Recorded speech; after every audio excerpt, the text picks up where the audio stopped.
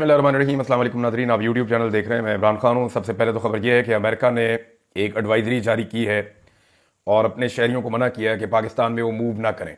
Specially उन्होंने कहा जी बलूचिस्तान में और खैबर पख्तूनख्वा में, इंडिया पाकिस्तान के बॉर्डर के इलाके हैं, वहाँ पे साथ में ये भी बताया कि जो एहतजाज होता है जिन इलाकों के अंदर, वहाँ पे भी ना जाएं। यदि पाकिस्तान में एहतजाज मना है, शरीक ना हो। सोशल मीडिया पर हुकूमत और फौज पर तनकीद की वजह से कई अमरीकी शहरियत रखने वाले शहरी गिरफ्तार हो चुके हैं। सफारत खाना गिरफ्तारी पर महदूद मदद फराम कर सकता है। अमरीकी महकमा खारजा ने अपने शहरियों को वार्निंग जारी की है कि वो पाकिस्तान में ट्रैवल भी ना करें, दहशतगर्दी के वाकयात और खतरात भी हैं। इस पे जो पहले ही इम्तियाज गुल साहब ने सबसे पहले ये बात की थी और उन्होंने कहा था कि आपने बंदा पकड़ के तो अमेरिका को दे दिया है और अमेरिका ने शुक्रिया तो अदा कर दिया है, लेकिन ये एक रॉन्ग रीजन है, ये एक अच्छी वजह नहीं है। इससे पाकिस्तान इस बारे में रजिस्टर्ड होगा कि पाकिस्तान से दहशतगर्दी दुनिया में जाती है या पाकिस्तान में दहशतगर्दों की पनाहगाहें हैं। अब वो ये कहते हैं कि इंसदाद दहशतगर्दी के ताउन पर पाकिस्तान का शुक्रिया अदा करने के एक दिन बाद अमरीकी महकमा खारजा ने अमरीकी शहरियों को नई वार्निंग जारी की है, पाकिस्तान का सफर ना करें। इसकी तशरीह कैसे की जाए? क्या बैनुल अक़वामी सतह पर पाकिस्तान की पहचान सिर्फ दहशतगर्दी के मसाइल से है? ये एक बड़ा सवाल है। देखिए पाकिस्तान के साथ हुआ क्या, ये सिर्फ एक एहसन इकबाल साहब का आपको ट्वीट में पढ़ के सुनाता हूं। एहसन इकबाल साहब आजकल जरा ऊंची हवाओं में उड़ रहे हैं और ऐसे स्टेटमेंट दे रहे हैं जैसे उनसे बड़ा जमहूरी कोई नहीं है। ऐसे स्टेटमेंट दे रहे हैं जैसे पाकिस्तान में दूध और शहद की नहरें बह रही हैं। लेकिन पहले आप ये सुन ले, वो कहते हैं 2018 में एक अनाड़ी को बिठाया गया था जो मुल्क को दिवालिया करके चला गया। हमने मुल्क को दोबारा पांव पर खड़ा किया और सियासत की कुर्बानी दी। ये एहसन इकबाल साहब फरमा रहे हैं। अब अच्छा खासा नाजरीन मुल्क चल रहा था 2022 तक। कोरोना के बावजूद पाकिस्तान की मईशत बच गई थी, ग्रोथ रेट बढ़ रहा था, महंगाई पर कंट्रोल था, आलमी प्रेशर के बावजूद इंडस्ट्री अपनी पूरी सलाहियत से प्रोडक्शन कर रही थी। पाकिस्तान में देखें ना, आपको मजदूर नहीं मिल रहे थे, स्किल्ड वर्कर्स आपको नहीं मिल रहे थे इंडस्ट्री चलाने के लिए। ये भी पाकिस्तान में टाइम आया हुआ था, नए से नए मंसूबे लग रहे थे। फिर अचानक से उस वक्त के आर्मी चीफ जनरल बाजवा को एक दफा फिर एक्सटेंशन की खुजली हो गई और इस चक्कर में उन्होंने सारे करप्ट सियासतदानों को इकट्ठा किया और हुकूमती जमात के अंदर लोटे बनाए और हुकूमत गिरा दी। सिंपल ये हुआ। करप्ट टोले ने आने के बाद अपने केसेस खत्म किए, सख्त तरीन कवानीन जो थे, जो उनकी करप्शन को पकड़ते थे, उन कवानीन को ही बदल दिया और मुल्क में हर चलती हुई चीज को रोक दिया। महंगाई और कम तरीन सरमायाकारी के 50 साल रिकॉर्ड इस हुकूमत ने तोड़ दिए। इंसानी हकूक की बदतरीन पाबंदियां की। मुल्क को अमली तौर पर इस हुकूमत ने दिवालिया के करीब पहुंचाया और इसका एतराफ वफाकी वज़रा ने खुद किया। और फिर तारीख के बदतरीन टैक्सेस लगाए अवाम के ऊपर, तारीख के महंगे तरीन कर्जे इन्होंने लिए इदारों से और अवाम के ऊपर बोझ बढ़ाते गए। अवाम पे इतना बोझ डाला कि उसी बोझ तले इनकी अपनी सियासत भी तबाह हो गई। सियासत इसलिए तबाह नहीं हुई, आपने पहले मुल्क को दिवालिया किया, फिर दिवालिया से बचाने का सारा बोझ अवाम के कंधों पर डाला, इस वजह से आपकी सियासत तबाह हुई है। 38% जो महंगाई पहुंची है वो एहसन इकबाल साहब आपके दौरे हुकूमत में पहुंची है।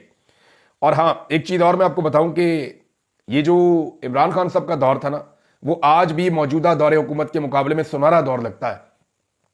उसकी वजह यह, लोगों के पास रोजगार था, लोगों के पास एतमाद था, पाकिस्तान की ग्रोथ बढ़ रही थी, पाकिस्तान के अंदर कारोबारी जिंदगी चल रहा था, तो सिस्टम लोगों का चला हुआ था, हुकूमत लोगों को रिलीफ दे रही थी। आलमी दबाव और महंगाई के बावजूद पाकिस्तान में महंगाई पे कंट्रोल था। यह इमरान खान साहब के दौरे हुकूमत में था। लेकिन ये ऐसे निकम्मे और नालायक जत्थे को लाकर मुसल्लत किया गया। सिर्फ एक शख्स ने अपनी एक्सटेंशन के लिए खेल शुरू किया और उस खेल का नतीजा यह निकला कि ना उस शख्स को एक्सटेंशन मिली और ना पाकिस्तान के पल्ले उसने कुछ बाकी छोड़ा। अब सूरत हाल यह है कि जिस इदारे से उस शख्स का ताल्लुक था, पाकिस्तान आर्मी से, उसकी हालत क्या कर दी। देखिए ना, पाकिस्तानी फौज का जो सबसे बुनियादी काम है वो अवाम की हिफाजत है, सरहदों की हिफाजत है।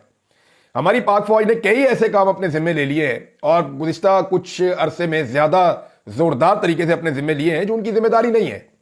मिसाल के तौर पे सियासत में उनकी मुदाखलत होती है, हुकूमत में वो मुदाखलत कर रहे हैं, मईशत की जिम्मेदारी उन्होंने अपने जिम्मे ली हुई है, लॉ एंड ऑर्डर की जिम्मेदारी अपने जिम्मे ली हुई है, मीडिया कंट्रोल की जिम्मेदारी अपने जिम्मे ली हुई है, अदलिया कंट्रोल की जिम्मेदारी अपने जिम्मे ली हुई है, पार्लियामेंट के कंट्रोल की जिम्मेदारी अपने लिए ली हुई है। यानी अब सियाहत का शोबा हो, मादनियात का शोबा हो, ब्यूरोक्रेसी की तैनातियां हो, तामीरात का शोबा हो, रियल स्टेट का शोबा हो, दर्जनों ऐसे कारोबारी इदारे चला रही है पाकिस्तान की फौज जो इनकी जिम्मेदारी नहीं है, जो इनका काम नहीं होना चाहिए। इनके अंदर खाद से लेकर सीमेंट तक, सड़कों से लेकर दलिया तक, दूध से लेकर मवासलात तक, बैंक से लेकर प्राइवेट सोसाइटियों तक, और दीगर कई बिजनेसेस ऐसे शामिल हैं जो प्राइवेट सेक्टर करता है। लेकिन यहां पे पाकिस्तान की फौज ये सारे कारोबार करती है। ये सारे कारोबार जो है ना वो एक इजाफी बोझ है। मजे की बात यह है कि यह दावा किया जाता है फौजी अफसरान जो रिटायर है उनकी जानिब से कि फौज जो जो बिजनेसेस कर रही है वो सारे फायदे में जा रहे हैं। अभी थोड़े दिन पहले मैं एक चैनल पे, काले चैनल पे गालिबन मैं देख रहा था कि वहां एक फौजी बैठ के ये कह रहा है रिटायर कि जनाब फौज के जेर असर जितने भी इदारे चल रहे हैं, प्राइवेट कारोबार चल रहे हैं, वो सारे तरक्की कर रहे हैं और सारे मुनाफे में जा रहे हैं, तो पाकिस्तान क्यों खसारे में जा रहा है? यानी पाकिस्तान की फौज का जो वाहिद काम है वो तो दहशतगर्दी पे कंट्रोल था। और हमें आर्मी चीफ मिसालें दिया करते थे शाम की, लिबिया की, कि जनाब उन मुल्कों की आप हालत देखें, शाम, यमन, लिबिया, इराक, इन मुल्कों के नाम लेकर हमें डराया करते थे कि अगर पाक फौज नहीं होगी तो आपकी हालत वैसी हो जाएगी। अब जनाब जो नया दादोशुमार आया उसके मुताबिक हमारी हालत उनसे बुरी हो गई है। पाक फौज भी मौजूद है। यानी बिजनेसेस चल रहे हैं, सियासत चल रही है, मामला चल रहे हैं, अदलिया कंट्रोल हो चुकी है, हर चीज पे मुकम्मल कंट्रोल और काबू होने के बावजूद पाकिस्तान में दहशतगर्दी के हवाले से, अमन अमान के हवाले से सूरत हाल यहां तक क्यों पहुंची, जिसके लिए बुनियादी जिम्मेदारी पाकिस्तान की फौज की है।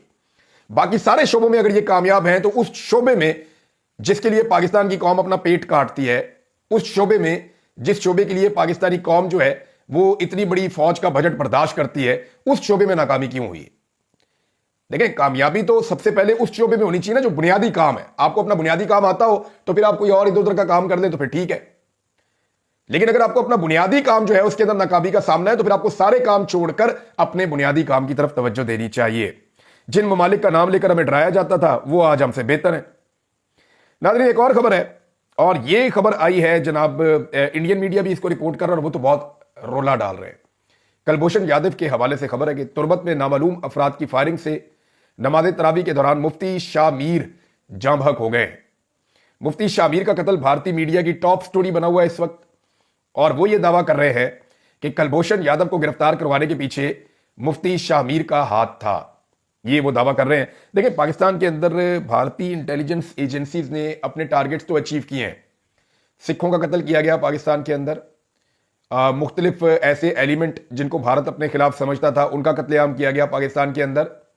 खालिस्तान के साथ जुड़े हुए कुछ लोग, उनका कत्ल किया गया पाकिस्तान के अंदर। फिर भारत ने जो टारगेट अपने अचीव करने हैं पाकिस्तान में, वो वक्तन फवक्तन वहां पे उनके अखबारात, उनके टीवी बताते हैं कि फलां बंदे को भी घुस के मार दिया, भारतीय इंटेलिजेंस की बड़ी कामयाबी है। कुछ 20 के करीब टारगेट्स के बारे में खबरें भी छपी थी कि भारत ने पाकिस्तान के अंदर ये टारगेट्स अचीव किए हैं। तो पाकिस्तान की इंटेलिजेंस एजेंसीज ने काउंटर करना है ना भारतीय इंटेलिजेंस एजेंसीज को। अगर वो पाकिस्तान के अंदर अपने टारगेट अचीव कर रहे हैं और पाकिस्तान में दहशतगर्दी भी बढ़ती चली जा रही है, तो ये एक बड़ा सवालिया निशान है उनकी कारकर्दगी के ऊपर। और इसका जवाब तो फिर पाकिस्तान के इदारे ही दे सकते हैं, हम तो नहीं दे सकते। अब ये जो मुफ्ती शामीर साहब हैं, इनके बारे में भी अब जो गवर्नमेंट अपना मौक़िफ़ दे सकती है कि क्या इनका कोई ताल्लुक था या नहीं था कुलभूषण यादव की गिरफ्तारी में। सोर्सेज तो कह रहे हैं, लेकिन भारतीय मीडिया जो है वो इसको शद्द और मद के साथ बयान कर रहा है और वो ये दावा कर रहे हैं कि बिल्कुल यही बंदा था। नाज़रीन, इस निज़ाम को बचाने के लिए तमाम हरबे इस्तेमाल किए हैं पाकिस्तान की मिलिट्री एस्टेब्लिशमेंट ने, सारे हरबे इस्तेमाल किए, कोई एक हरबा भी नहीं छोड़ा कि इमरान खान से किसी तरह ये लोग जान छुड़ा लें। लेकिन मजे की बात यह है कि पार्लियामान पर कब्जे के बावजूद, अदलिया पर कब्जे के बावजूद, आइन की जो है वो धज्जियां उड़ाने के बावजूद, मीडिया और माशरती इकदार, हर चीज की धज्जियां उड़ा दी गई, मगर वो मसला आज भी हल नहीं हो रहा। इमरान खान या इमरान खान की मकबूलियत का जिन किसी बोतल में ये बंद नहीं कर पा रहे। पाकिस्तान की जो मिलिट्री एस्टेब्लिशमेंट है उनकी कोशिश है कि नौजवानों की जो नाराजगी है उनके साथ वो दूर हो जाए, और उसके लिए वो नौजवानों से इंटरेक्शन भी करते रहते हैं, स्टेटमेंट्स भी जारी करते हैं, सोशल मीडिया को भी इस्तेमाल करते हैं। सोशल मीडिया पे कुछ ऐसे प्लेटफॉर्म्स जिनके पीछे आपको किसी का हाथ नजर नहीं आता, आपको ये नजर आता है कि ये इतने सारे लोग इस पे नौकरी कर रहे हैं, इतने सारे लोगों का बोझ तो एक कमर्शियल न्यूज चैनल नहीं उठा सकता जितना बड़ा बोझ ये डिजिटल मीडिया नेटवर्क्स उठा रहे हैं। करोड़ों रुपया महीने का ये कैसे खर्च कर रहे हैं जबकि इनकी कमाई जीरो है, यानी कुछ नहीं कमा रहे और बहुत सारा पैसा खर्च कर रहे हैं। बेशुमार लोगों को इकट्ठा किया गया है तो अपना नैरेटिव बनाने के लिए, नौजवानों के अंदर बातचीत को बेहतर करने के लिए। इवन पश्तो ज़बान में भी शहजाद अकबर साहब बता रहे थे कि कोई प्रोजेक्ट लॉन्च हुआ है और कोशिश की जा रही है कि जो पश्तो बोलने वाले नौजवान हैं उन्हें अपनी लाइन पे लाया जा सके, लेकिन नौजवान काफ़ी नाराज़ हैं। हालात ये हैं कि जिस नौजवान को गिरफ्तार किया जाता है या बुजुर्ग को इवन गिरफ्तार किया जाता है पाकिस्तान तहरीक इंसाफ की किसी रैली से या जलसे से, महीनों के बाद भी जब वो छूट कर आते हैं तो वो इमरान खान के नारे लगा रहे होते हैं। लोग उनके गलों में हार डालते हैं, लोग उनका इस्तकबाल करते हैं, लोग उन्हें सर आंखों पे बिठाते हैं और उसके बाद जो उनके इलाके के बाकी नौजवान हैं वो भी ऑटोमेटिकली इस तहरीक का हिस्सा बन जाते हैं। देखिए तहरीक चलती कैसे, तहरीक के अंदर जिन लोगों को मार पड़े वो आए और आकर चुप करके बैठ जाए ना तो फिर तहरीक नहीं चलती। लेकिन जिन लोगों को मार पड़े वो बाहर आए, उनका इस्तकबाल हो और वो अपने मौके पर डट कर खड़े हो जाए तो वो हीरोज बन जाते हैं। जब वो लोग हीरोज बनते हैं तो उनके आसपास के जितने नौजवान होते हैं वो सारे उन हीरोज को फॉलो करना शुरू कर देते हैं और वो उनकी तरह का हीरो बनना चाहते हैं और इस तरह एक तहरीक के अंदर लोगों की तादाद बढ़ती चली जाती है। पाकिस्तान तहरीक इंसाफ में जो रियासत है वो लगातार यही गलती कर रही है और गलती में गलती, इतनी ज्यादा गलती कि अब तो हर तरफ से शिकवे शिकायतें आ रहे हैं। अख्तर जान मेंगल साहब जो हैं वो बलूचिस्तान के एक बड़े रहनुमा हैं और वो इस सिस्टम से बहुत मायूस हुए हैं। उन्होंने एक स्टेटमेंट दिया है, बल्कि JUIF के जो सीनियर लॉयर हैं उनका भी मैं एक स्टेटमेंट पढ़ रहा था, उनके रहनुमा वो ये कह रहे थे कि परवेज मुशर्रफ का दौर बेहतर था और आज के दौर के अंदर ज्यादा जुल्म, फस्तायत और जबर है। उन्होंने कहा जी परवेज मुशर्रफ से मेरी बड़ी मुखालफत थी, बिल्कुल वो पसंद नहीं थे, वो बेहतर आदमी नहीं थे, लेकिन आज का दौर तो उस दौर से बहुत बुरा है। अख्तर जान मेंगल ये कहते हैं पहले लोग IB और स्पेशल ब्रांच के जरिए अगवा किए जाते थे, मगर इस बार तो तरक्की इतनी हो गई है कि ISI ने बराह रास्त एक खातून सेनेटर को अगवा करके जबरदस्ती आईनी तरमीम में वोट दिलवाया है। यह ना सिर्फ जमहूरी इकदार और आइन की तौहीन है बल्कि बलूच रवायात की भी संगीन खिलाफ वर्जी है। फिर न जाने किस मुंह से औरत को इज्जत दो की बात करते हैं या खवातीन का आलमी दिन मनाने का ढोंग रचाते हैं, जब हकीकत में औरतों को अगवा करके, हिरासा करके और जबरदस्ती फैसले करवा कर उनकी तजलील की जाती। ये जनाब आपको कह रहे हैं अख्तर मेंगल साहब। अख्तर मेंगल साहब ने मजीद बताया कि 1947 से बलूचिस्तान को मिलिट्री एस्टेब्लिशमेंट की गोद में डाल दिया गया था। पहले सिर्फ बलूचिस्तान में लोग लापता होते थे, मगर अब उसने पूरे पाकिस्तान को मिसिंग पर्सन में तब्दील कर दिया है। हमारी मिलिट्री एस्टेब्लिशमेंट अरबी ऊंट से भी ज्यादा खतरनाक है। अगर उसे खेमे में जगह दो तो ये पूरे खेमे पर कब्जा कर लेगी और मालिक को धक्के देकर बाहर फेंक देगी। ये पहले ही अदलिया, पार्लियामेंट, मीडिया और दीगर इदारों में मुदाखलत करती थी, मगर अब ये मियाँ बीवी के जाती मामलात और इद्दत जैसे निजी मसाइल में भी दखल अंदाजी कर रही है। वैसे पाकिस्तान तहरीक इंसाफ को अपने एक वफद को अख्तर मेंगल साहब के पास भी भेजना चाहिए, उनके साथ भी बातचीत जारी रखनी चाहिए। उनके साथ वहां पे जुल्म और फस्तायत हो रही है बलूचिस्तान में, जिसका वो मुकाबला कर रहे हैं। और अख्तर मेंगल साहब वो शख्सियत हैं जो बलूचिस्तान के नौजवानों को कम से कम बैठा के बातचीत शुरू तो कर सकते हैं। मारंग बलोच साहिबा हैं, चाहे वो मंजूर पश्तीन है, चाहे वो बलूचिस्तान के रहने वाले गयूर बलोच हैं, चाहे वो गयूर पठान हैं बलूचिस्तान के रहने वाले। ये दो जो तबकात हैं वो बहुत बड़ी तादाद में वहाँ पे रहते हैं, बलोच और पठान। तो इनके साथ जो है वो बातचीत की जा सकती है, बैठा जा सकता है, इनकी बात सुनी जा सकती है, कोई रास्ता निकालने की कोशिश की जा सकती है। लेकिन मैं पिछले वीलॉग में आपको कह रहा था कि जिसके हाथ में हथौड़ा हो उसे हर मसला कील ही नजर आता है और उसे लगता है कि इसको ठोक दो पकड़ के। तो डंडे वाली पॉलिसी जो है वो काम नहीं कर रही बदकिस्मती से। डंडे वाली पॉलिसी का नतीजा यह है कि तुरखम बॉर्डर के ऊपर रोजाना की बुनियाद के ऊपर मिलियंस ऑफ डॉलर्स का नुकसान हो रहा है। यानी पाकिस्तान में तुरखम बॉर्डर है और तुरखम बॉर्डर में जो है वो सैकड़ों ट्रक्स खड़े हैं, वहां पे खाने पीने की अशिया भी हैं, ऐसी चीजें भी हैं जो खराब हो सकती हैं। और जितने कारोबारी लोग हैं वो उन ट्रकों का रास्ता मांग रहे हैं, जनाब हमें अफगानिस्तान की तरफ जाने दें, वहां से यहाँ पे आने दें। लेकिन तुरखम बॉर्डर बंद है और एक ढिटाई है दोनों तरफ से। मेरे ख्याल में ये पाकिस्तान को थोड़ा सा दिल बड़ा करना चाहिए। ज्यादा नुकसान इसमें पाकिस्तान का होता है और मिलियंस ऑफ डॉलर्स का रोजाना का नुकसान खैबर पख्तूनख्वा की इकोनॉमी को हो रहा है। नादरीन, हमारी अफगान पॉलिसी जो है वो इतनी फजूल है कि उसको मजीद निजामी साहब हैं जर्नलिस्ट, उन्होंने एक स्टेटमेंट के अंदर ही सारी बंद कर दी। वो ये कहते हैं कि ना खुदा मिला ना विसाले सनम। गुज़िश्ता 10 साल में हमारे तरकश में जो आखिरी तीर था वो यही था कि हम अफगान तालिबान को दुनिया के साथ मुज़ाकरात के लिए बैठा सकते हैं। अब वो भी कारगर नहीं रहा क्योंकि दुनिया की नज़रों में हमारे नखरे ही बहुत ज़्यादा थे। अब आलमी दुनिया अरब शेखों के ज़रिए अफगान तालिबान से डील कर रही है। ये बात बिल्कुल ठीक है। पाकिस्तान के पास ये एक हथियार था कि जब तालिबान के साथ हमारे ताल्लुकात हैं, आपने जब भी तालिबान से बैठ के बात करनी हो हम आपकी बातचीत करवा देते हैं। शुरू करवाई भी पाकिस्तान ने थी। पाकिस्तान ने फैसिलिटेट किया था इमरान खान साहब के दौर में, उससे पहले भी फैसिलिटेट किया था। तो ये जब बातचीत शुरू हुई थी तो इसी तरह शुरू हुई थी और इमरान खान साहब ने तो कन्विंस भी किया था डोनाल्ड ट्रंप को कि बातचीत करके आप यहां से निकल जाएं। लेकिन हुआ यह कि पाकिस्तान के नखरे बहुत ज्यादा हैं। तो अरब जो ममालिक हैं वो तो ताल्लुकात बनाते हैं, उनको तो पैसा वैसा नहीं चाहिए, बल्कि वो तो पैसा इन्वेस्ट करते हैं जाके मगरबी दुनिया में, उनके पास ज्यादा पैसा है। तो उन्होंने ये काम फी सबीलिल्लाह किया दुनिया में अपनी वक़्त बढ़ाने के लिए। तो अब हुआ यह है कि अफगान तालिबान के साथ दुनिया जो डील कर रही है वो अरब शेखों के जरिए से कर रही है। ज़मीनी हकायक ये है कि पहले 40 साल पाकिस्तानी जहाद के लिए अफगानिस्तान जाते थे, अब अफगानी जहाद के लिए पाकिस्तान आ रहे हैं। और ये सब कुछ हमारी वो पॉलिसी है जो पाकिस्तान की एस्टेब्लिशमेंट ने इस खित्ते पे और पाकिस्तान पर मुसल्लत की। ऐसा नहीं है कि हम हमेशा से बहुत ज़्यादा मजबूर थे या हमारा कोई बस नहीं चलता था या हम कुछ कर नहीं सकते थे, ऐसा नहीं है। हम सब कुछ कर सकते थे, लेकिन हमने अपने डॉलरों के चक्कर में, अपने ज़ाती मफादात के चक्कर में, अपने ओहदों के चक्कर में हमने पाकिस्तान को वहां पहुंचा दिया कि आज हमें पछताना पड़ रहा है। नाज़रीन, इस वक्त जो सारी की सारी तवज्जो है इस बात पे है कि किसी तरह मरियम नवाज को हीरो बनाया जाए और इमरान खान को जीरो बनाया जाए, लेकिन ये दोनों काम जो है वो पाकिस्तान की एस्टेब्लिशमेंट कर नहीं पा रही। कोशिश तो बहुत कर रहे हैं, बड़ा अच्छा वर्किंग रिलेशन भी चल रहा है, लेकिन ये काम हो नहीं पा रहा। आफ्ताब इकबाल साहब ने खबर दी कि टॉप से मरियम नवाज के लिए अप्रूवल है और बॉटम से जो है वो कोशिश की जा रही है बिलावल के लिए। लेकिन मजे की बात यह है कि एक टॉप पे कबूल नहीं है और दूसरी बॉटम पे कबूल नहीं है। यानी वो ये कहते हैं कि एस्टेब्लिशमेंट के अंदर भी दो धड़े बने हुए हैं, एक धड़ा मरियम नवाज को लाना चाहता है और एक बिलावल को लाना चाहता है। लेकिन मजे की बात यह है कि जो अवामी धड़ा है, अवाम की जो अक्सरियत है, वो एस्टेब्लिशमेंट को इन दोनों समेत जान छुड़ाना चाहती है कि एस्टेब्लिशमेंट से भी जान छूटे, ये दो नंबरी बंद हो पाकिस्तान में, और ये दोनों भी तोहफे अपने साथ लेकर जाओ, हमें इन दोनों की भी जरूरत नहीं है। ग्राउंड के ऊपर इनकी कोई औकात नहीं है, ग्राउंड के ऊपर they are zero, they are nothing on ground. ये ना मरियम नवाज कुछ बेचती है ना बिलावल कुछ बेचता है। अगर फ्री एंड फेयर इलेक्शन होते दोनों काउंसलर नहीं बन सकते, इनके अब्बे भी काउंसलर नहीं बन सकते। यास्मीन राशिद साहिबा किसी एक खातून पर या नौजवान पर वो हाथ रख के ये कह देना कि नवाज शरीफ के मुकाबले में तुम काउंसलर का इलेक्शन लड़ो, तो वो नौजवान नवाज शरीफ को काउंसलर का इलेक्शन भी हरा देगा। मैं इमरान खान की बात नहीं कर रहा, मैं यास्मीन राशिद के हाथ की बात कर रहा हूं। और वाकई में ये हालात लाहौर के अंदर इस खानदान के हो चुके हैं। लाड़काना से बिलावल इलेक्शन नहीं जीत सकता, उल्टा लटक जाए।